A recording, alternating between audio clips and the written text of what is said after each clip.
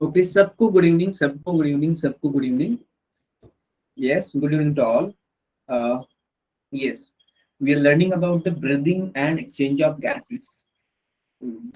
One of the important chapter from human physiology, also one of the most logical topic from the chapter from the human physiology, right? So हमने अब तक discuss करा था respiratory system, respiratory organs in various groups of animals, respiratory system in human being. Then we have seen the mechanism of respiration.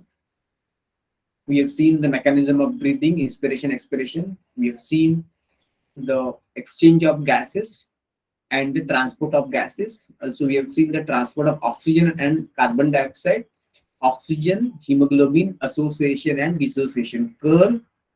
We have seen about the Bose effects, Helden effect. We have seen transport of carbon dioxide. इतना तक सबको clear है क्या? Yes, Yes, sir. sir. Okay, तो transport of carbon dioxide की हम लोगों ने बात की थी लास्ट लेक्चर में.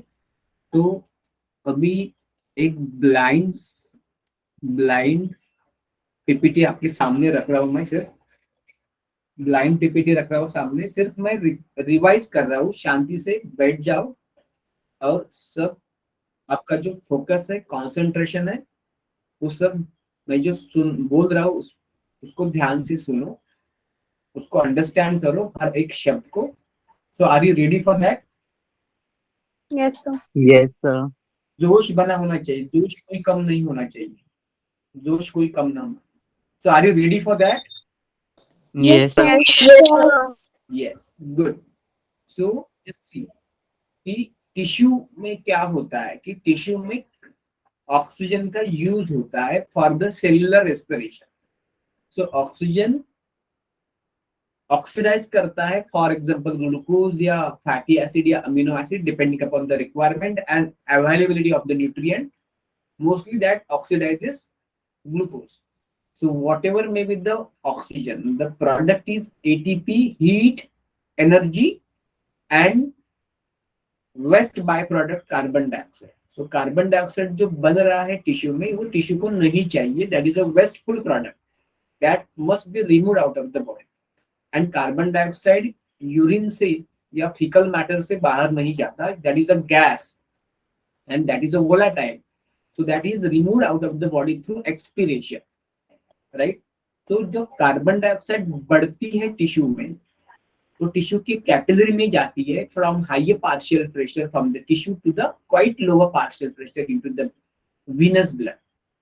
और जब कार्बन डाइऑक्साइड वीनस ब्लड में जाती है, सिस्टमिक वेन के कैपिलरी में जाती है या सिस्टमिक वेन के ब्लड में जाती है, तो कार्बन डाइऑक्साइड का 7%, क्योंकि as compare to oxygen carbon dioxide is more and more soluble in the material like water, blood, whatever, plasma. So carbon dioxide या सेल मेम्ब्रेन, तो कार्बन डाइऑक्साइड जो है वो 7% डिजॉल्व होती है प्लाज्मा में, और बाकी बची 93% कार्बन डाइऑक्साइड सीधा घुस जाती है आरबीसी के अंदर.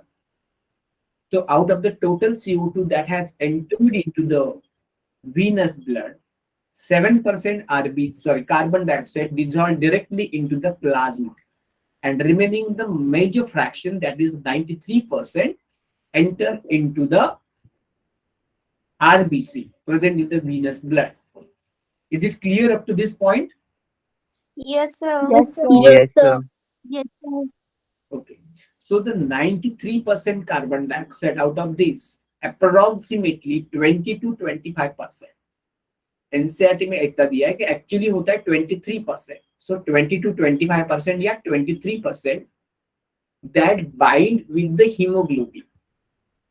ये हीमोग्लोबिन क्या चीज है, कि हीमोग्लोबिन ने ऑक्सीजन को ट्रांसपोर्ट करा up to the tissue capillary, and tissue capillary में जाने के बाद ऑक्सीजन का पार्शियल प्रेशर टिश्यू कैपिलरी में ज्यादा है, सिस्टमिक कैपिलरी में ज्यादा है, और जो सेल है जिसके तरफ वो आया है, that is there is the lower oxygen partial pressure. So directly oxygen जाहिर सी बात है कि oxygen has to diffuse from blood into the tissue cells. तो ऑक्सीजन और हीमोग्लोबिन का टूटना, डिसोसिएट होना will become very much important thing। तो ये क्यों होता है? How does oxygen and hemoglobin, that is oxyhemoglobin, break so that the hemoglobin can transport or deliver the oxygen to the tissue? तो उसका कारण है कार्बन डाइऑक्साइड कि वो टिश्यू कैपिलरी में बढ़ रहा है। तो टिश्यू में CO2 की ज्यादा लेवल है, तो that causes dissociation of oxygen from haemoglobin. तो ऑक्सीजन डिसोसिएट होने लगता है, HbO2 ब्रेक होने लगता है Hb+O2 में। फिर भी आपको पता है कि जितना हीमोग्लोबिन ऑक्सीजन लाया था उसमें से 25% वो देता है टिश्यू सेल्स को और अपने पास स्टोर करके रखता है 75%। बट अगर स्ट्रीनस वर्क है, अगर टिश्यू को ज्यादा ही ऑक्सीजन की जरूरत है, ज्यादा मेटाबॉलिज्म के लिए, क्योंकि वो ज्यादा हार्ड वर्क कर रहा है, स्ट्रीनस एक्सरसाइज, स्ट्रीनस वर्क कर रहा है, more energy is required, more ATP is required, more oxidation is required. So more oxygen के लिए टिश्यू में आने के बाद हीमोग्लोबिन ज्यादा ऑक्सीजन डिलीवर या ट्रांसपोर्ट करता है 75% और 25% अपने पास स्टोर रखता है। चाहे जो भी बात हो, नॉर्मल या स्ट्रीनस वर्क, स्ट्रेस वर्क, तो कुछ ना कुछ ऑक्सीजन बच जाता है हीमोग्लोबिन के पास, पूरा का पूरा वो खाली नहीं होता। उस हीमोग्लोबिन जहाँ पे थोड़ा बहुत ऑक्सीजन भी बाइंड है, वहां पे कार्बन डाइऑक्साइड भी बाइंड होता है, क्योंकि कार्बन डाइऑक्साइड का बाइंडिंग साइट अलग है, ऑक्सीजन का बाइंडिंग साइट अलग है। तो ऑक्सीजन बाइंड होता है आयरन पे, फिर Fe+2 पे, और CO2 बाइंड होता है amino terminal part of polypeptide chain of globin chain alpha 2 delta 2 sorry beta 2 in adult. इतना तक आपको क्लियर है? Yes, sir. Yes, sir. Okay. तो ये जो हीमोग्लोबिन है जिसने थोड़ा बहुत ऑक्सीजन दे दिया टिश्यू को और अपने पास भी थोड़ा रखा, उस हीमोग्लोबिन को carbon dioxide amino terminal part पे बाइंड होता है, उससे बनता है कार्ब अमाइनो हीमोग्लोबिन। और वो कितना कार्बन डाइऑक्साइड का बनता है? अराउंड 20 to 25% या 23%। और जो बाकी का 70% बचा है CO2, क्योंकि आउट ऑफ 93 23% तो इधर बाइंड हो गया, इसको कार्बन डाइऑक्साइड बाइंड होगा हीमोग्लोबिन को, और रिमेनिंग 70% कार्बन डाइऑक्साइड जो है वो बाइंड होता है H2O से। आरबीसी के अंदर जो जो जो एक एंजाइम है, that is the fastest ever enzyme in the living system, living world, and that is called as carbonic anhydrase CA, जो कि थोड़ा सा very small amount is also present in the plasma, but it is large in abundantly present inside the RBC। तो जो carbonic anhydrase RBC के अंदर बहुत ज्यादा है, वो आरबीसी के अंदर जो फ्लूइड है, उसके फ्लूइड के अंदर जो H2O है, वो H2O का और इसका CO2 का बॉन्ड फॉर्मेशन करता है, CO2 प्लस H2O बनता है H2CO3 कार्बोनिक एसिड। मैंने आपको बोला था कि just find out the rate at which carbonic anhydrase enzyme carry out its mechanism reaction. Have you done with this thing? Do you know what is Yes, the sir. rate of carbonic anhydrase? Yes, sir. Yes, please. Sir, around 10 million times. मतलब कितना exactly speaking कितना? एक second में 6 lakh molecules होते हैं, H2CO3 के बनते हैं ना। और अगर अपने कार्बन डाइऑक्साइड लिया और पानी लिया, पानी के अंदर कार्बन डाइऑक्साइड डिजोल्व किया, एंजाइम नहीं है आपके पास, तो 1 घंटे में 200 मॉलिक्यूल बन जाएगी। 1 आवर में 200 molecules of H2CO3 carbonic acid वाले बन जाएंगे। लेकिन वहां पे अपने एंजाइम डाला, तो वही एंजाइमेटिक रिएक्शन 1 सेकेंड के अंदर 6 लाख प्रोडक्ट्स बनाती है। कहाँ पे? 1 आवर में 200 मॉलिक्यूल्स H2CO3 की, और कहाँ पे 1 सेकेंड में 6 लाख। तो कोई कंपैरिजन ही नहीं है। तो इसका मतलब है, जैसे कि अभी बताया एक बच्चे ने, कि 10 मिलियन टाइम, 1 मिलियन मतलब 10 लाख होता है, 10 मिलियन मतलब 10 लाख इंटू 10 मतलब 1 करोड़ होता है, 1 करोड़ टाइम फास्ट है enzyme as compare to the reaction without enzyme. तो दिस इज द, हर एंजाइम इतना फास्ट नहीं होता, लेकिन this is the fastest ever enzyme. Okay, so that produces the H2CO3. लेकिन H2CO3 is very unstable, that immediately break down into two things, H plus। देखो H2CO3 जो है ना, ये रिएक्शन कैसे लिखा हमने, CO2 प्लस H2O। ये फॉरवर्ड रिएक्शन अगर हमने देखा कार्बोनिक अनहाइड्रेज, तो उससे क्या बनेगा, उससे बनेगा H2CO3, और H2CO3 फॉरवर्ड रिएक्शन में अगर जाएगा बाय द सेम एंजाइम तो ब्रेक होगा H plus plus HCO3 minus. और बैकवर्ड रिएक्शन की बात की तो H2CO3 will break into CO2 plus H2O। तो यहाँ पे बच्चे गलती करते हैं कि गलती से वो वापस लिख देख सकते हैं कि H2CO3 वापस ब्रेक होगा H2O प्लस CO2 में। तो अगर ये इसको रिएक्शन को भली भांति जानना जरूरी है, this should be understood very well. देखो क्या है कि जो CO2 था, दिस CO2 प्लस H2O, और उसका फॉरवर्ड रिएक्शन हो गया कार्बोनिक अनहाइड्रेज एंजाइम ने करा और उससे बनाया H2CO3 कार्बोनिक एसिड, लेकिन कि वो अनस्टेबल है तो उसको भी ब्रेक कराएगा carbonic anhydrase enzyme immediately, and उसको बनाएगा HCO3 minus anion negative ion plus proton positive ion. Understood? Is it clear? Yes, sir. Yes, Yes, sir. ये रिएक्शन कहाँ पे होता है, ये रिएक्शन टिश्यू में होगा, टिश्यू में, और ये फॉरवर्ड रिएक्शन होगा। क्यों? क्योंकि टिश्यू में CO2 ज्यादा है, तो अगर रिएक्टेंट ज्यादा है ना तो प्रोडक्ट बनते हैं, फॉरवर्ड रिएक्शन होता है। लेकिन अगर प्रोडक्ट एक्यूमुलेट हो गए, अगर प्रोडक्ट एक्यूमुलेट होते हैं ना और नेक्स्ट वो यूटिलाइज नहीं होते, अगर वो खत्म नहीं होते और वो बनते ही जाते तो कोई प्रोडक्ट बनाने का कोई फायदा ही नहीं ना। तो अगर वो एंजाइम बैकवर्ड रिएक्शन कर रहा है तो वहां पे वो रिएक्टेंट फिर से बनेंगे।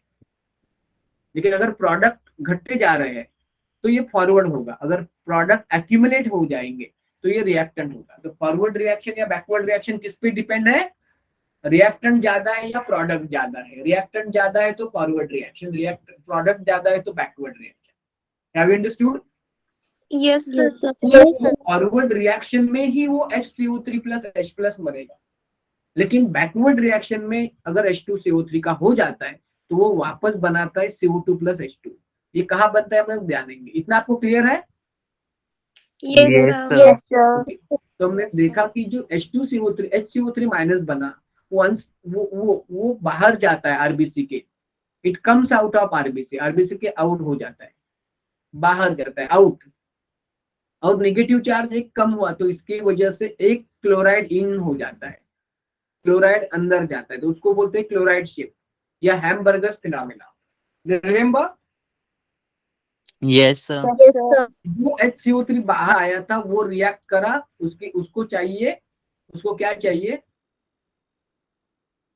Na प्लस चाहिए या फिर उसको चाहिए K प्लस। तो क्या हुआ था, प्लाज्मा में NaCl था, KCl भी था, तो वो टूटा और बना Na plus plus Cl minus, K plus plus Cl minus. Okay, तो ये Cl माइनस बाहर गया, सॉरी अंदर गया आरबीसी के अंदर, क्लोराइड शिफ्ट हो गई, और Na प्लस या Cl K प्लस जो बचा उसको रिएक्ट हुआ, ये this react with the HCO3 minus, और उससे बना सोडियम या पोटेशियम बाइकार्बोनेट।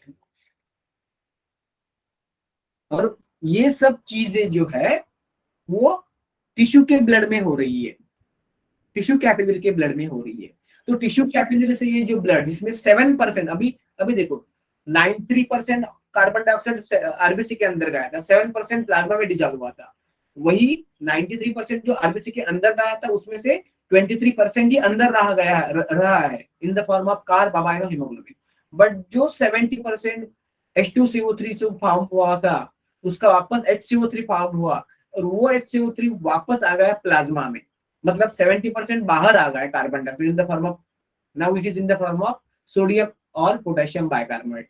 मतलब प्लाज्मा में क्या कैरी कर रहा है, टिश्यू से जब लंग की तरफ ब्लड आ रहा है सिस्टमिक वेन से या पल्मोनरी आर्टरी से, अंडरस्टूड, तो उस ब्लड में 7% कार्बन डाइऑक्साइड डिजॉल्व है प्लाज्मा में, 23% है carb amino haemoglobin that is inside the RBC, और 70% है सोडियम या पोटेशियम बाइकार्बोनेट के फॉर्म में प्लाज्मा में। तो प्लाज्मा में 70% प्लस 7 मतलब 77% है carbon dioxide dissolve and in the form of sodium और पोटेशियम बाइकार्बोनेट, और आरबीसी के अंदर जो है वो है 20 या 25 या 23% in the form of carb amino haemoglobin. तो जब लंग के अंदर आ जाती है सब चीजें, तो लंग में कार्बन डाइऑक्साइड का पार्शियल प्रेशर कम होता है। तो पार्शियल कार्बन डाइऑक्साइड का पार्शियल प्रेशर अगर कम होगा, ये कम होगा, तो रिएक्शन यहाँ पे होगी। मतलब क्या होगा लंग में, लंग कैपिलरी में क्या होगा, सोडियम बाइकार्बोनेट या पोटेशियम बाइकार्बोनेट जो है, ओके, और कार्ब अमाइनो हीमोग्लोबिन जो है, कार्ब अमाइनो, ये तीन चीजें, ये है 70% कार्बन डाइऑक्साइड, ये है 20 to 25% या 23% लिख सकता हूं मैं कार्ब अमाइनो हीमोग्लोबिन, और 7% जो है वो प्लाज्मा का dissolve carbon dioxide, dissolve carbon dioxide. वो सब जो आता है वो सब जब लंग के कैपिलरी के अंदर आ जाता है, लंग के कैपिलरी के अंदर होता है, लंग कैपिलरी के अंदर, तो ये सब टूट जाता है क्योंकि लंग में CO2 का पार्शियल प्रेशर कम है।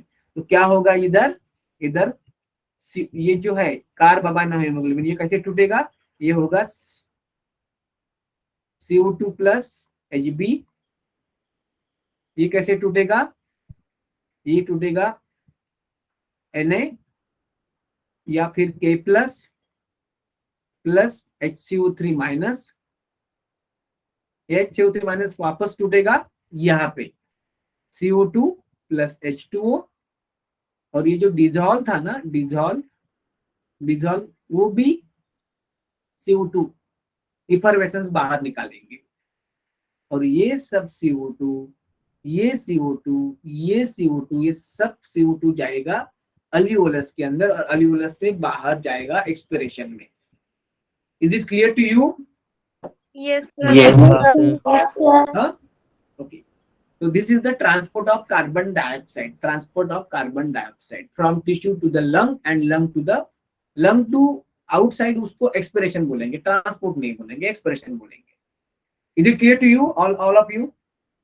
Yes, sir. Yes, sir. Good. Yes, अगर आपको ये sir. transport वाला चीज क्लियर है तो आप thumbs up कर सकते हैं, otherwise you can ask me question so that I can understand whether you got this point or not.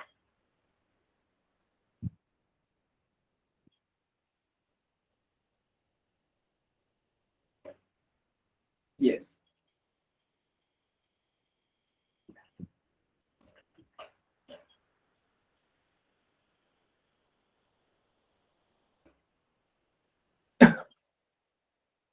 $64 participant, मैं उसमें दो हूँ, दो मेरा एक मोबाइल और मेरा लैपटॉप, तो 62 पार्टिसिपेंट है। गुड, थैंक यू बेटा।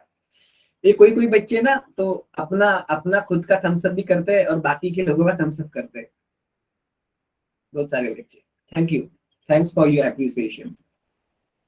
ये आपका प्यार ही हमें एनर्जी देता है, जैसे कि हमारा मोटिवेशन, हमारा प्यार आपको एनर्जी देता है, जैसे आपका प्यार, आपका ट्रस्ट जो है ना, वो हमें भी एनर्जी देता है और हमें भी अच्छा लगता है पढ़ाने को आपको। तो thank you for that. Yes yes, so हम लोग आगे बढ़ सकते हैं अभी। Yes, sir. Yes, sir. Thank you. Yes, तो ये तो हमने बात की सबकी।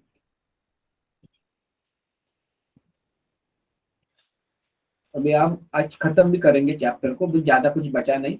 अभी दो चीजें बच गई है, एक तो रेस्पिरेटरी डिसऑर्डर और दूसरा है रेगुलेशन ऑफ ब्रीदिंग, राइट? तो ना रेस्पिरेटरी डिसऑर्डर में पहले करता हूँ, चलेगा ना? Yes, sir. Yes, sir. Easy है, दो ही स्लाइड है, और डिसऑर्डर्स में तो ज्यादा कुछ बोलना भी नहीं है क्योंकि वो डिसऑर्डर, देखो ध्यान रखो, जो भी डिसऑर्डर है ना हमारे एनसीईआरटी में, चाहे वो आपके लोकोमोशन का, स्केलेटन का हो, या रेस्पिरेटरी हो, डाइजेस्टिव हो, तो डिसऑर्डर इज द मोस्टली आपने अगर एनालाइज किया होगा, आपको देखा होगा, मैं बोलता हूँ वो मोस्टली उस पे लाइन बेस्ड क्वेश्चन है, as it is line pickup किया है एनसीईआरटी का। आजकल वो ऐसा ज्यादा क्वेश्चन नहीं आते और उसमें ज्यादा जाने की जरूरत भी नहीं हुई। So disorders of respiratory system, asthma, okay. जिसको अस्थमा है उसका क्या होता है, it is having, the person is having difficulty in the breathing, उसको सांस लेना और सांस छोड़ने में दिक्कत होती है। और जब वो सांस छोड़ता है ना, सांस छोड़ता है तो उस, जैसे कुकर की शिट्टी बजती है ना, ऐसे जैसे विजलिंग की ऐसे एक नॉइज आती है हल्की सी उसकी नाक में से। क्यों होता है, क्योंकि उसका जो ब्रोंका एंड ब्रोंकियोल है ना, उसको इन्फ्लेमेशन हो जाता है, तो उसका एयरवेज छोटे हो जाते हैं। और अगर एयरवेज मतलब ब्रोंका एंड ब्रोंकियोल एयरवेज है ना, ट्रैकिया भी है, ट्रैकिया, ब्रोंका, ब्रोंकियोल, तो मोस्टली ब्रोंका एंड ब्रोंकियोल के अंदर सूजन आ जाती है, इन्फ्लेमेशन, और उसका जो डायमीटर है ना अंदर का, वो कम हो जाता है। तो जब हवा आने जाने में का रास्ता है जो ना, पाथ है, कंडक्टिंग पार्ट, उसका डायमीटर नैरो हो जाता है। तो जब स्पेशली हवा बाहर छोड़ते हैं ना हम लोग, अगर अस्थमा है तो उस टाइम ऐसे सीटी जैसी आवाज आती है, wheezing. So is it done with asthma, that is sufficient. Yes, sir. Yes, sir. Yes, sir. Okay, उसके बाद है एम्फाइजेमा। एम्फाइजेमा ये क्रॉनिक डिसऑर्डर है, मतलब एम्फाइजेमा ये ऐसा इंस्टेंटली डेवलप नहीं होता, बहुत कम टाइम में डेवलप नहीं होता, धीरे धीरे जो भी डिसीज कम टाइम में वर्स हो गया है उसको बोलते हैं एक्यूट डिसीज। और जो डिसीज धीरे धीरे शुरू हुआ था और हल्का हल्का उसका सिवियरिटी बढ़ रहा है, उसको बोलते हैं क्रॉनिक डिसऑर्डर। तो एम्फाइजेमा एक क्रॉनिक डिसऑर्डर है। उसमें क्या होता है कि जो भी लोग पर्टिकुलरली सिगरेट स्मोकिंग करते हैं, अनेक रीजन है, one of the reason major cause is cigarette smoking. तो उससे क्या होता है कि उनकी जो अल्वियोलाई की वॉल्स होते हैं ना, उनको डैमेज हो जाता है, और वो डैमेज होने की वजह से उसका रेस्पिरेटरी सरफेस एरिया कम हो जाता है। Okay, so cigarette smoking is one of the major cause. Understood this thing? Yes, sir. Yes, sir. So there is a decrease in the respiratory surface. Asthma में decrease नहीं होता, उसमें उसके अंदर का डायमीटर कम होता है, ल्यूमेन कम होता है। मैंने इधर क्या लिखा यार, ऑक्यूपेशनल,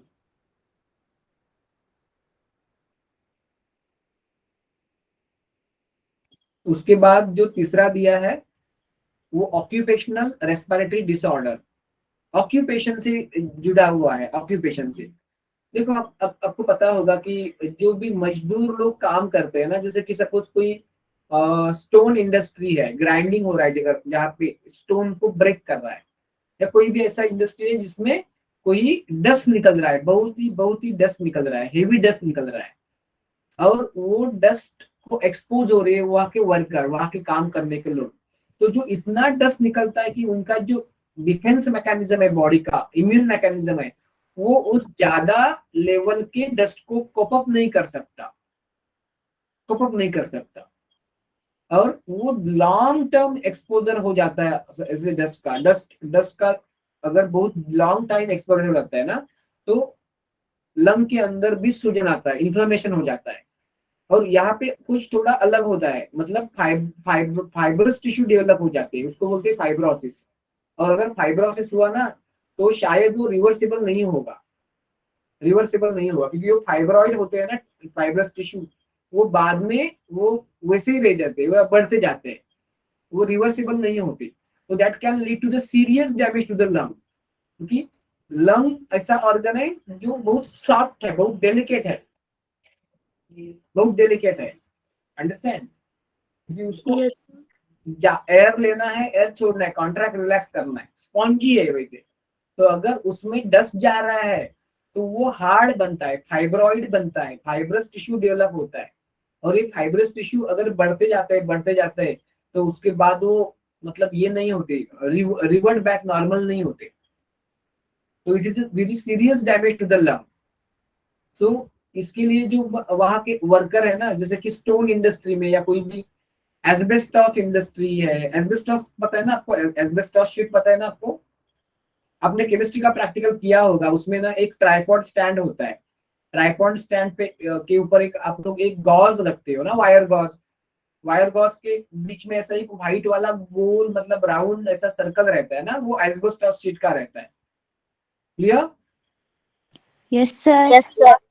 हाँ, तो फॉर एग्जांपल जो ऐसी चीजें सब बनती है ना एस्बेस्टॉस इंडस्ट्री में, तो उसमें भी बहुत पार्टिकल्स निकलते हैं, और वो पार्टिकल मतलब उसके अंदर जाते हैं वर्कर्स के।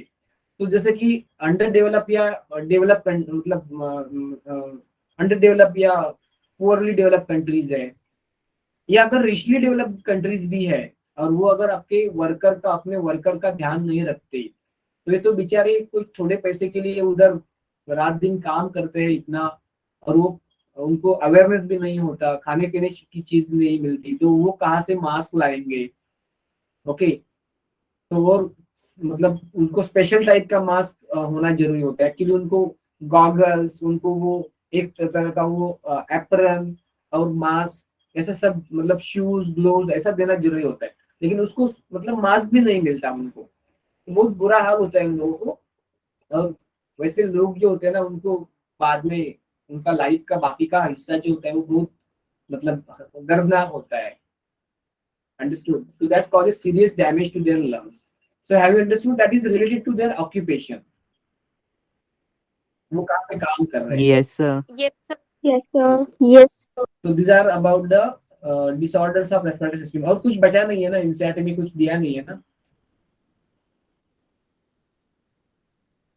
No, तीनों दिए sir. इनको। अब देखेंगे रेगुलेशन कैसे होता है ब्रीदिंग पे, how the rate of the breathing. तो हमें पता है कि 1 मिनट के अंदर 12 to 16 times breathe in breathe out होता है, रेस्पिरेशन या ब्रीदिंग होता है। नॉर्मली रेस्पिरेशन बोलो, एक्चुअली ब्रीदिंग होता है। रेस्पिरेशन तो बहुत लंबा चीज है, लेकिन कैजुअली आप उसको रेस्पिरेशन बोल सकते हो, in out, inspiration in expiration. तो कंट्रोल दो चीज से होता है, एक तो नर्वस कंट्रोल, दूसरा केमिकल कंट्रोल। तो इस स्लाइड में हम लोग नर्वस कंट्रोल की बात करेंगे। तो ये हमारा, आपको नर्वस सिस्टम का पार्ट हुआ है क्या? नर्वस सिस्टम वाला चैप्टर हुआ है क्या स्कूल में? Yes, sir. Yes, sir. ठीक है, अगर नहीं हुआ है तो कोई प्रॉब्लम नहीं। हमें पता है नर्वस सिस्टम जो है ना, उसमें सेंट्रल नर्वस सिस्टम और पेरिफेरल नर्वस सिस्टम है। सेंट्रल नर्वस सिस्टम में ब्रेन और स्पाइनल कॉर्ड है, और ब्रेन में कितना कितना पार्ट है? फोर ब्रेन, मिड ब्रेन और हाइंड ब्रेन है। तो जो हाइंड ब्रेन है ना, उसमें pons varolii, medulla oblongata and cerebellum, ऐसी 3 चीजें होती है। Is it clear? Yes, sir. Yes, sir. Yes, sir. Yes, sir. Okay, तो मैं कोई पढ़ा नहीं रहा हूँ नर्वस सिस्टम, सिर्फ रिव्यू ले रहा हूँ आपका। तो देखो, ये मैंने इतना ही बनाया जितना जरूरत है। ये देखो, ये पॉन्स वैरोली है, इतना दिख रहा है? मेरा कर्सर दिख रहा है आपको? कर्सर, ये पॉन्स वैरोली है, राइट? और ये है आपका मेडुला ऑब्लांगेटा। ये क्या है? Medulla oblongata. ओके, तो पहले देखो कि जो मेडुला ऑब्लांगेटा होता है ना, उसमें एक सेंटर होता है, इसको बोलते हैं आरआरसी, रेस्पिरेटरी राइम सेंटर या रेस्पिरेटरी रिदम सेंटर। ये जो मेन सेंटर है, it control the respiratory rate. Respiration का रेट जो है वो कंट्रोल करने वाला ये मेन सेंटर है, प्राइमरी सेंटर है। कौन सा? आरआरसी। तो आरआरसी ये एक इनवॉलेंट्री मोटर सेंटर है, इनवॉलेंट्री मोटर सेंटर है। तो उससे मोटर नर्व जाते हैं 2 जगह पे, एक तो डायफ्राम पे और दूसरे एक्सटर्नल इंटरकोस्टल मसल पे। आर यू गेटिंग और not? Yes, Yes, sir. Medulla oblongata में आरआरसी है, Yes, respiratory sir. Rhythm centre है। वहां से 2 टाइप के न्यूरॉन्स गए हैं, 2 न्यूरॉन नहीं, 2 टाइप के न्यूरॉन गए हैं, motor neuron, involuntary motor neuron. एक तो गए हैं डायफ्राम पे, दूसरे गए हैं एक्सटर्नल इंटरकोस्टल मसल से। तो क्या होगा जब हम लोग इंस्पिरेशन करते हैं ना, इंस्पिरेशन, तो वो कितनी टाइम लगता है? देखो, 1 मिनट में 12 to 16 ब्रीदिंग, मतलब 60 सेकंड में 12 से 16 बार ब्रीदिंग। तो एक ब्रीदिंग के लिए लगभग 5 सेकंड चाहिए। तो 5 सेकंड में आप इंस्पिरेशन करते हो और एक्सप्रेशन करते हो। तो इंस्पिरेशन करने के लिए 2 सेकंड लगते हैं, और एक्सप्रेशन के लिए 3 सेकंड लगते हैं। Is it clear to you? Yes, Yes, sir. yes, okay sir. Okay. तो इंस्पिरेशन 2 सेकंड, एक्सप्रेशन 5 सेकंड। तो क्या कैसे होता है? ये एमओ से जो न्यूरॉन निकलते हैं, मोटर इनवॉलेंट्री मोटर न्यूरॉन, तो वो मोटर न्यूरॉन क्या करते हैं? मोटर सिग्नल या मोटर नर्व इंपल्स भेजते हैं डायफ्राम को और एक्सटर्नल इंटरकोस्टल मसल से।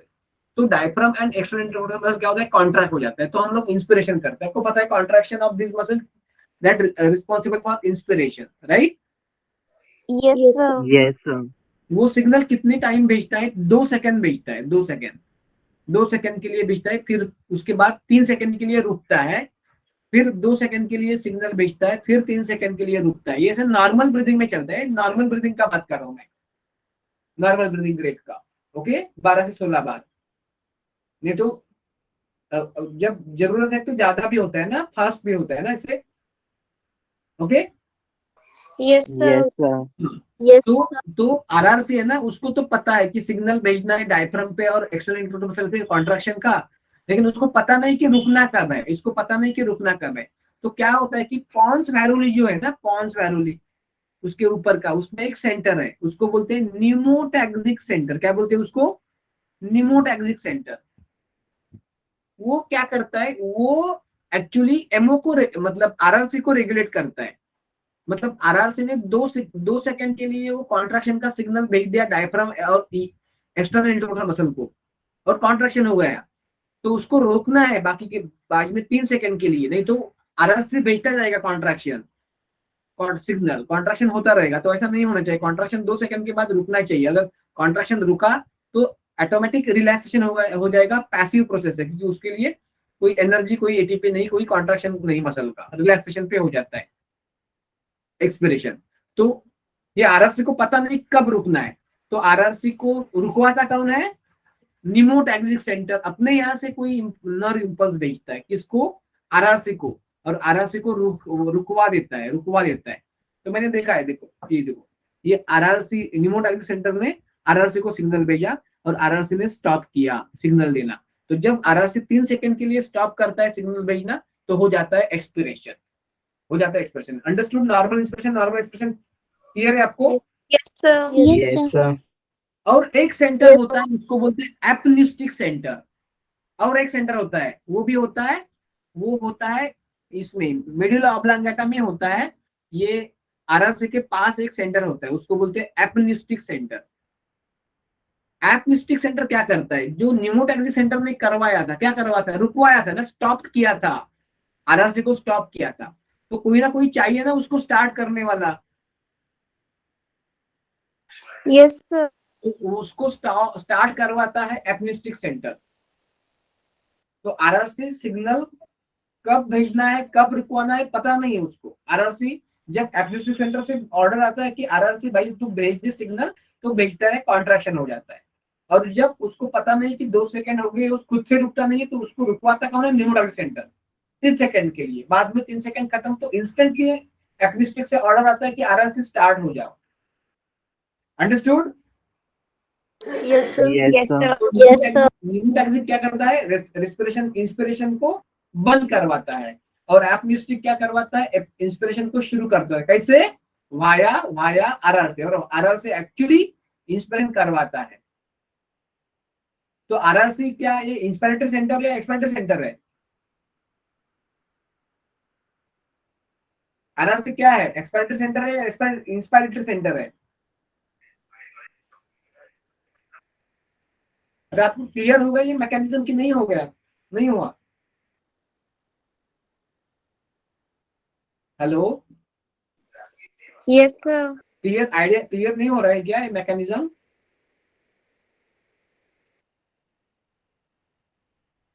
Hello, Yes, sir. क्या हो गया बच्चों? क्या हो गया, समझ में नहीं आ रहा है? आपको समझ में आ रहा है कि नहीं आ रहा है? Yes, Sir, sir. repeat करने एक बार. क्लियर ना? Yes, sir. Yes, sir. Okay, तो क्या बोला कि आरआरसी जो है ना, वो एमओ में है, मेडुला ऑब्लांगेटा में, एपनिस्टिक भी मेडुला ऑब्लांगेटा में है, नियर द आरआरसी, और निमोटैक्सिक पॉन्स वैरोली में है, उसको पॉन्टिक सेंटर भी, पॉन्टाइन भी बोलते हैं, लेकिन वो छोड़ दो, पॉन्स वैरोली में है।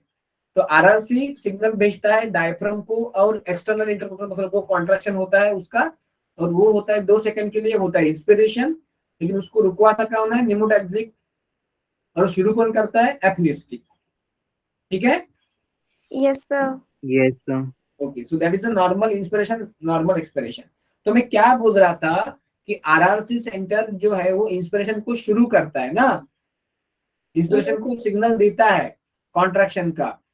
तो क्या आरआरसी इंस्पायरेटरी सेंटर है या एक्सपायरेटरी है या दोनों है?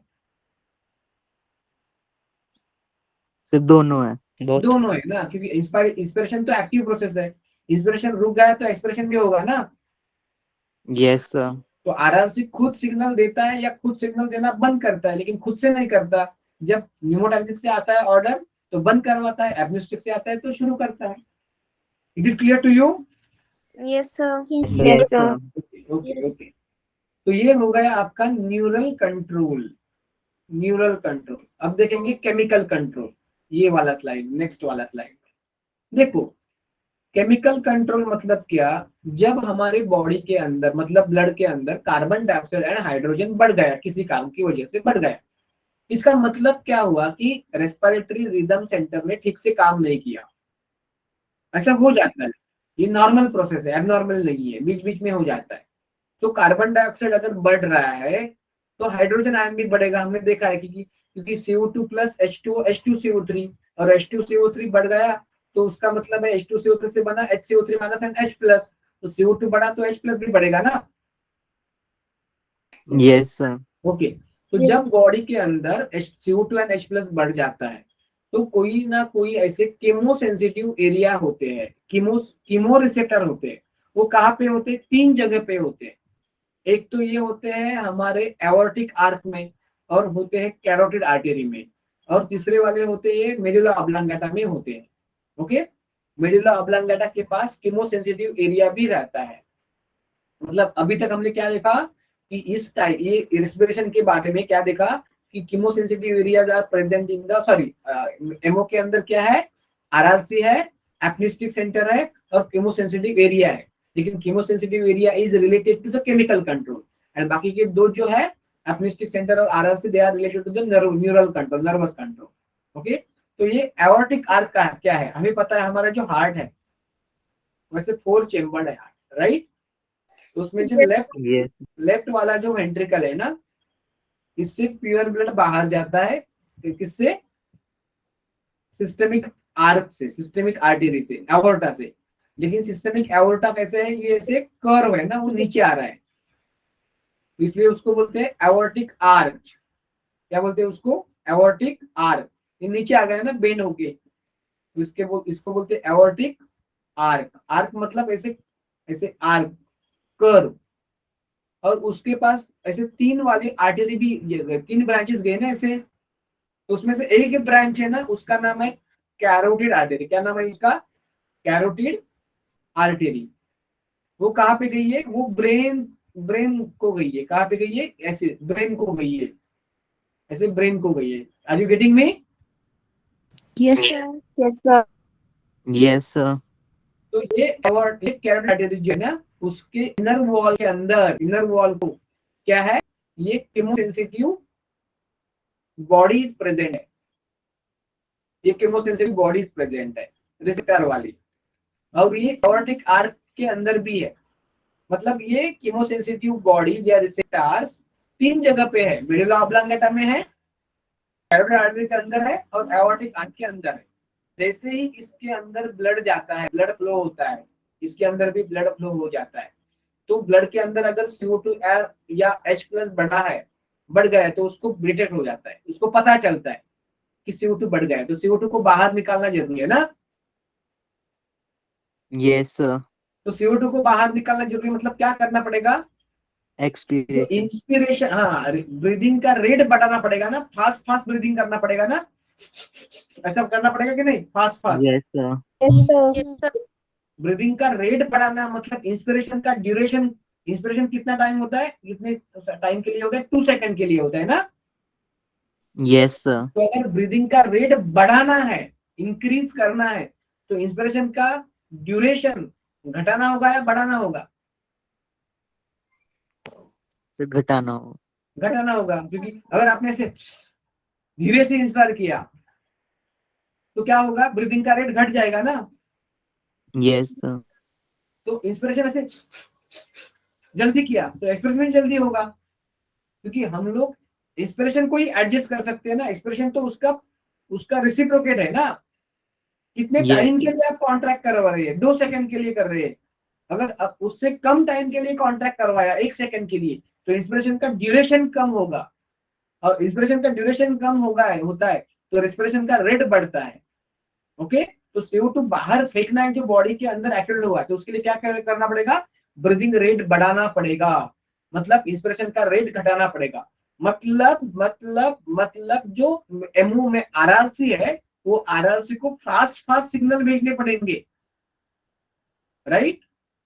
yes, Yes. sir. कॉन्ट्रैक्शन के 1 सेकंड के लिए सिग्नल भेजेगा, 1 सेकंड के लिए कॉन्ट्रैक्ट होगा, ठीक है, और ब्रीदिंग का रेट बढ़ेगा, इंस्पिरेशन का ये जो ड्यूरेशन है वो कम होगा, टाइम कम होगा। Understood? Yes, sir. Yes, sir. Okay. So if there is increase in the CO2 and H plus in the body, that is detected by the chemosensitive area. So chemosensitive area become activated. They send the sensory signal, sensory nerve impulse to the RRC. वो RRC के लिए signal जाते हैं, मतलब ये aortic body से signal sensory nerve कहाँ पे जाती है, सेंसरी नर्व ये कैरोटिड बॉडी से, एओर्टिक बॉडी से सेंसरी नर्व कहाँ पे जाती है, आरआरसी पे जाती है। कहाँ पे जाती है, आरआरसी में जाती है सेंसरी नर्व, सेंसरी नर्व यहाँ पे जाती है आरआरसी पे। और ये केमोसेंसिटिव एरिया जो है ना, उससे भी सेंसरी नर्व यहाँ पे जाती है, आरआरसी पे जाती है। तो आरआरसी पे सेंसरी नर्व 3 जगहों से आती है, 3 एरिया से, केमोसेंसिटिव एरिया से। एक तो कैरोटिड आर्टरी, दूसरा एओर्टिक आर्ट, और तीसरा मेडुला ऑब्लांगेटा का केमोसेंसिटिव एरिया इटसेल्फ। लोग नजदीक है, क्लोज है, लेकिन फिर भी वहां से सेंसरी नर्व आती है। क्लियर? Yes, sir. Yes, तो sir. आरआरसी पर क्या करता है, आरआरसी आपका इंस्पिरेशन का ड्यूरेशन कम करता है और एक्सपिरेशन मतलब ब्रीदिंग का रेट बढ़ाता है, तो जल्दी जल्दी ब्रीद आउट भी होता है और CO2 बाहर निकलता है। ये understanding? Yes, sir. Yes, sir. तो मुझे एक बताया कि अगर ब्लड में CO2 एंड H प्लस बढ़ता है, तो जो मेडुला ऑब्लांगेटा के अंदर जो केमोसेंसिटिव एरिया है ना, उसको कैसे कैसे पता चलेगा? ठीक है कि वो एओर्टिक बॉडी को, एओर्टिक आर्टरी के और कैरोटिड आर्टरी की जो एओर्टिक बॉडीज है ना, उसके अंदर क्या है, एओर्टिक बॉडीज है। इन दोनों के अंदर क्या है, एओर्टिक बॉडीज है। दोनों के अंदर क्या है, एओर्टिक बॉडीज है। वो सी एओर्टिक बॉडीज को हम लोग बोलेंगे कीमोसेंसिटिव एरिया, एओर्टिक बॉडीज या आर्टेरियल बॉडीज, उसको ही बोलते हैं कीमोसेंसिटिव एरिया, ठीक है ना। तो अगर ब्लड में बढ़ता है CO2H प्लस तो पता चलता है एओर्टिक बॉडीज को, लेकिन ये कीमोसेंसिटिव एरिया जो मेडुला ऑब्लांगेटा में, उसको कैसे पता चलेगा?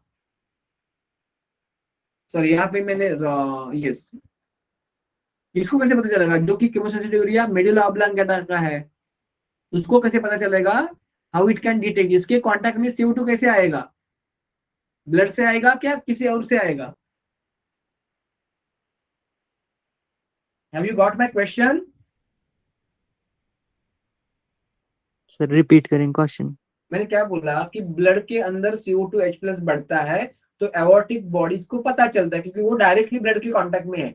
लेकिन मेडुला ऑब्लांगेटा जो है ना, उसके अंदर जो केमोसेंसिटिव एरिया है वो तो ब्लड के कांटेक्ट में नहीं है। ब्रेन तो सीधा ब्लड के कांटेक्ट में नहीं होता ना, ब्लड ब्रेन बैरियर होता है, पता है ना आपको। Yes, sir. तो how the chemosensitive area in the medulla oblongata come to know कि there is increase in the CO2 and H plus? Sir, RRC की हेल्प से. नहीं यार, मैंने क्या पूछा, केमोसेंसिटिव एरिया को पहले पता चलेगा कि CO2 बढ़ा है या H प्लस बढ़ा है। तीन तीन तीन ऐसी चीजें उसको पता चलेगा। एक तो एओर्टिक बॉडी को, जो भी इस 2 जगह पे है, कैरोटिड आर्टरी पे है और ये आर्क पे है, और दूसरा तीसरा केमोसेंसिटिव एरिया है खुद एमओ के अंदर। तो एमओ तो मेडुला ऑब्लांगेटा का केमोसेंसिटिव एरिया तो ब्लड के कांटेक्ट में नहीं है ना, तो उसको कैसे पता चलता है कि CO2 एंड H प्लस बढ़ा है? क्योंकि उसके कांटेक्ट में क्या है, CSF है। क्या है? सेरेब्रोस्पाइनल फ्लूइड है, राइट? Yes, sir. Yes. हाँ, तो सेरेब्रल ब्लड में बढ़ता है तो ब्लड से जो चीजें होती है वही जाती है ना CSF को।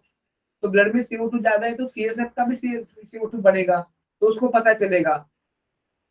तो ये एक से काम नहीं होता, मतलब ये 3 अलग अलग मैकेनिज्म, मतलब रीजन है। सेम करते हैं काम, फिर भी ज्यादा है, एक्स्ट्रा है, एक्स्ट्रा है, ठीक है, एक्स्ट्रा केमोसेंसिटिव एरिया है, ज्यादा एरिया है, वो तीनों मिला के एक ही काम करते हैं लेकिन फिर भी वो ज्यादा है। तो इतना क्लियर है आपको सबको? Yes, sir. Yes, sir. Regulation वाला clear? Yes, Yes, sir. sir. Yes.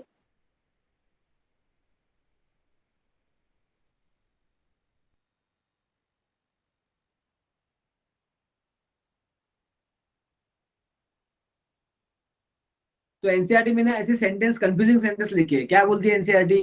कि बॉडी अपने जरूरत के अनुसार एडजस्ट करवाती है ये ब्रीदिंग का रेट। तो एक्चुअली जरूरत के अनुसार मतलब क्या, अगर CO2 बढ़ा तो CO2 को बाहर फेंकना चाहिए ज्यादा, तो ब्रीदिंग का रेट बढ़ता है, इंस्पिरेशन का वॉल्यूम कम होता है। Clear? Yes, Yes, sir. sir. Yes, sir.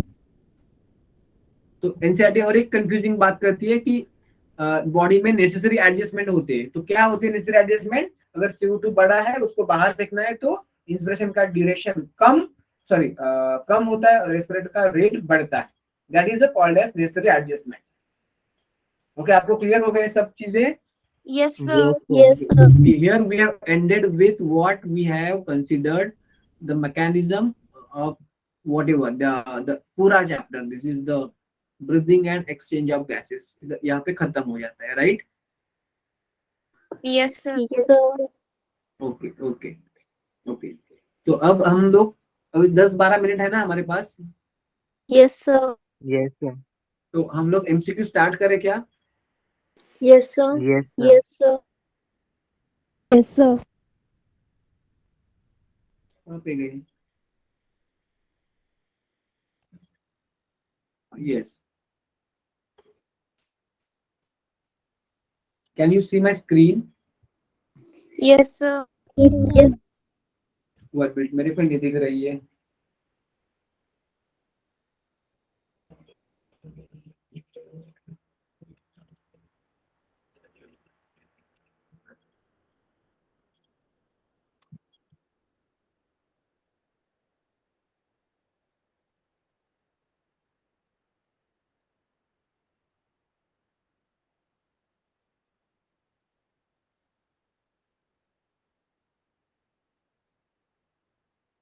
Okay, ये क्वेश्चन डालेंगे हम लोग, देखेंगे। तो breathing and exchange of gases PYQ कर रहे हैं हम लोग।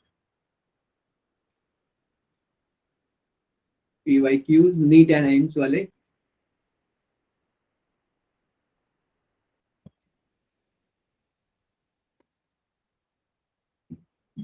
ओके, क्वेश्चन नंबर जो भी आया होगा, in man and mammals air passes from outside into the lungs through. Yes,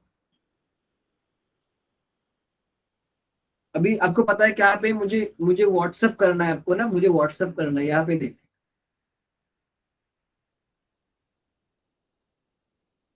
ये क्या क्या सही रास्ता है?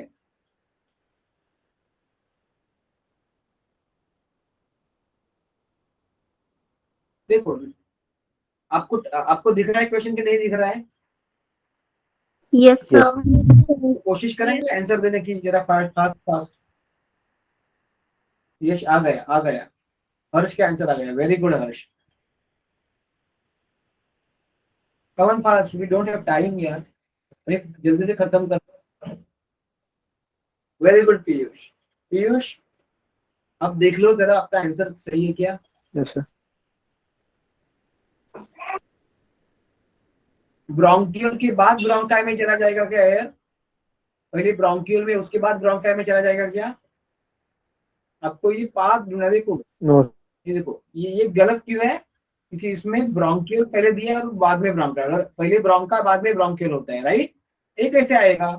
Nasal cavity, larynx, pharynx, trachea, ब्रोंका, alveoli. Nasal cavity के बाद लैरिंक्स, लैरिंक्स के बाद फेरिंक्स होता है, फेरिंक्स के बाद होता है लैरिंक्स। सिंपल सिंपल चीजें है यार। अब मैंने सी गलत बोला है तो भी कई बच्चे फिर भी सी कर रहे हैं। Nasal cavity, larynx, pharynx, trachea, bronchial, alveoli. Nasal cavity के बाद लैरिंक्स, लैरिंक्स नहीं, पहले फेरिंक्स है उसके बाद लैरिंक्स है। एकदम सिंपल क्वेश्चन है।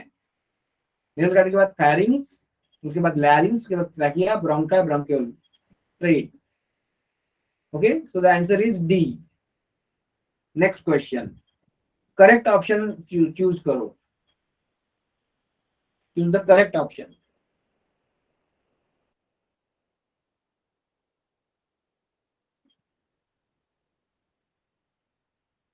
Yes. Take on fast.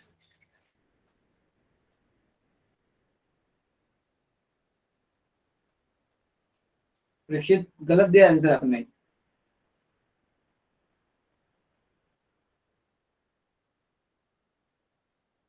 Okay, क्या होता है correct? Expression occurs due to external intercostal muscle.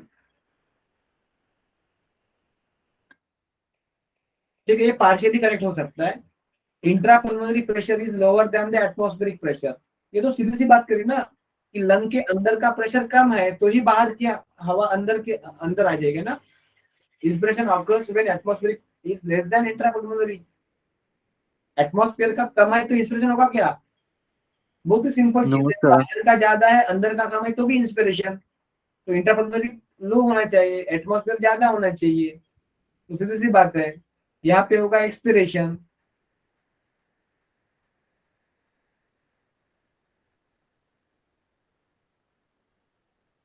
Expiration is initiate. एक टोटल गलत है.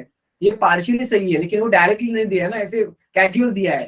कोई सेंस नहीं हो रहा है ज्यादा, बहुत ही सुपरफिशियल दे रहा है, दे रखा है. तो वो तो इतना रॉन्ग तो नहीं हो सकते, लेकिन ये तो मतलब पूरा क्लियरली देखे रखा है. Is it clear?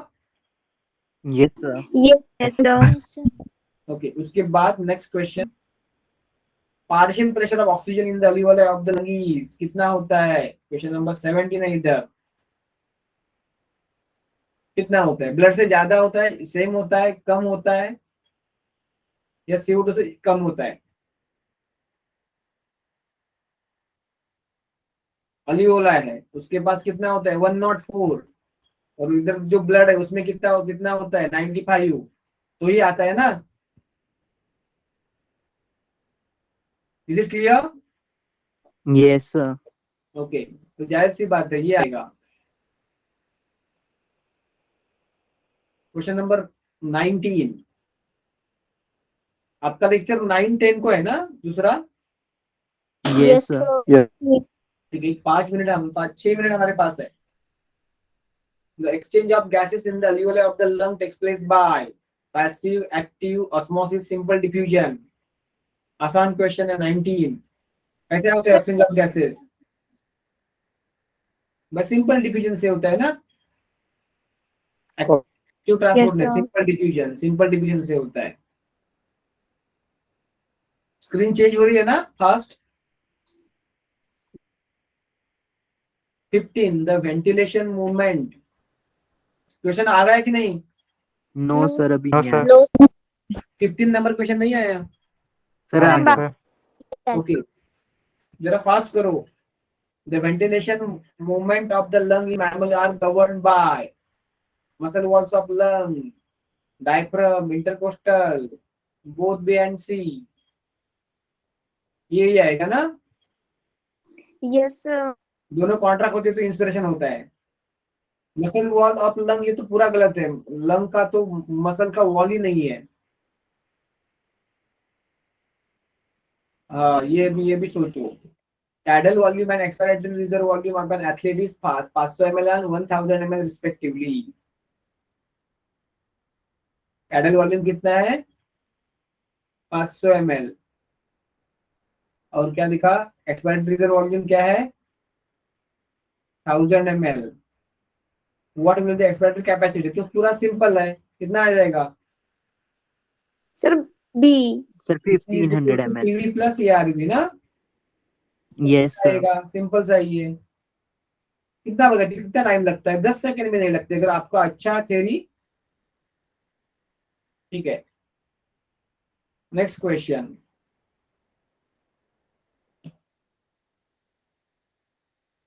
Match the item given in the column 1 with those in the column 2 and select the correct option given. Tidal volume कितना है? या तो हम लोग ये लिख सकते, सबसे कम तो यही दिख रहा है. A3 दो जगह पे A और B, तो इसमें से कोई एक आंसर होगा ना.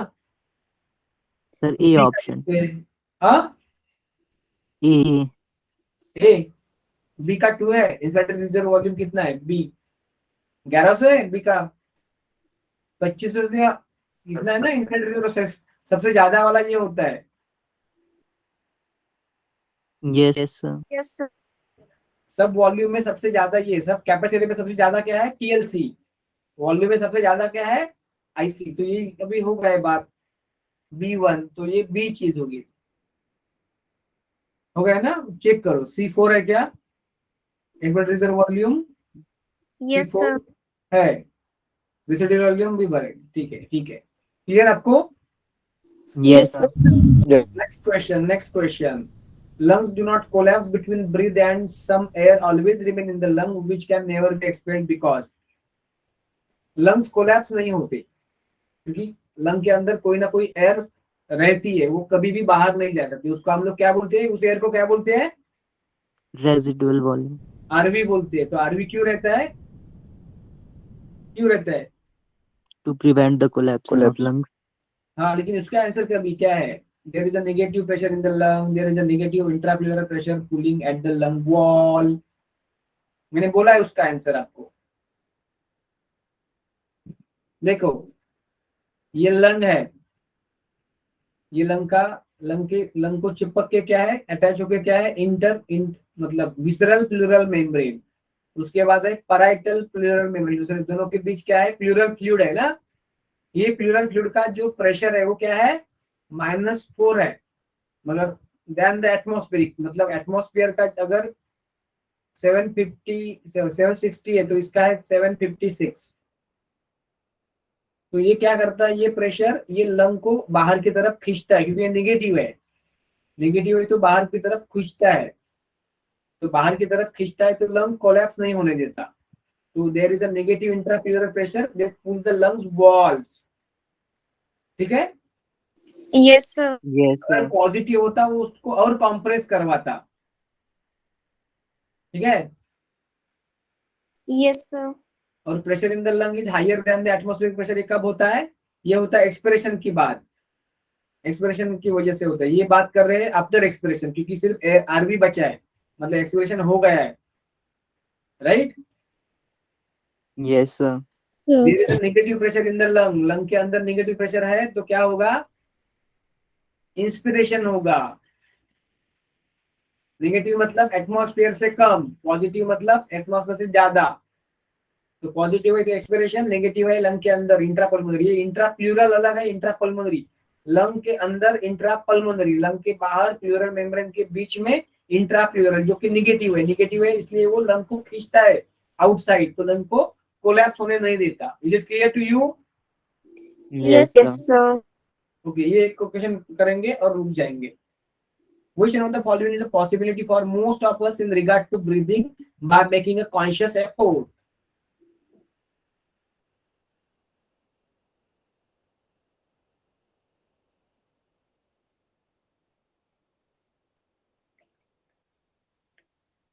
क्या पॉसिबल है इसमें से?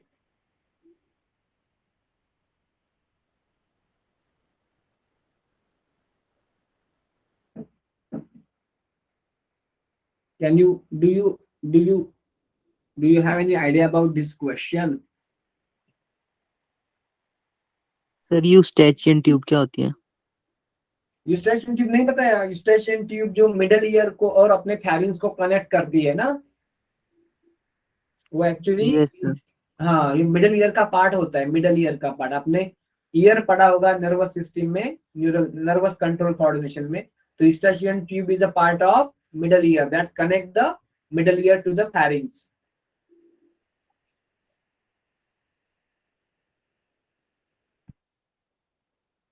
तो क्या पॉसिबल है उसमें? यूस्टेशियन ट्यूब को ब्रेक करके हवा, नाक की हवा मतलब लंग की हवा कान से बाहर आ सकती है क्या? अगर आपका माउथ एंड अगर आपका नोज बंद है तो आप यूस्टेशियन ट्यूब कान के अंदर खुलती है। तो कान का जो ये है मतलब what is that, tympanic membrane, उसको ब्रेक करके मिडल ईयर की हवा बाहर आ सकती है क्या कॉन्शियसली? Yes, sir. देखो यहाँ ना कैसे आ सकती है ये आंसर। अभी ये क्वेश्चन कभी सॉल्व किया था आपने? No, No, sir. sir. बाकी सारे ऑप्शंस रॉन्ग लग रहे हैं इसलिए। किसके लिए रॉन्ग लग रहे हैं? एक्चुअली सी ऑप्शन है। ये मोस्ट ऑफ द बुक्स जो है ना उसमें ये गलत आंसर दिया है, मोस्ट ऑफ द बुक्स में बी दिया है, लेकिन अगर एनटीए का जो आंसर किया है ना उसमें वो आंसर सी दिया है, तो सी ही उसका एक्चुअली आंसर है। One can consciously breathe in and breathe out by moving the diaphragm alone without moving the rib. इतना ही पॉसिबिलिटी है, इतना ही पॉसिबिलिटी है। ठीक है, तो हम लोग देखेंगे नेक्स्ट लेक्चर में, ये खत्म करेंगे और बाकी का नेक्स्ट चैप्टर भी शुरू करेंगे। तो thank you, good night for joining. Thank you, sir. Good night, sir. Good night, Thank sir. you, sir. Good night, sir. Good Good night, sir. Yes.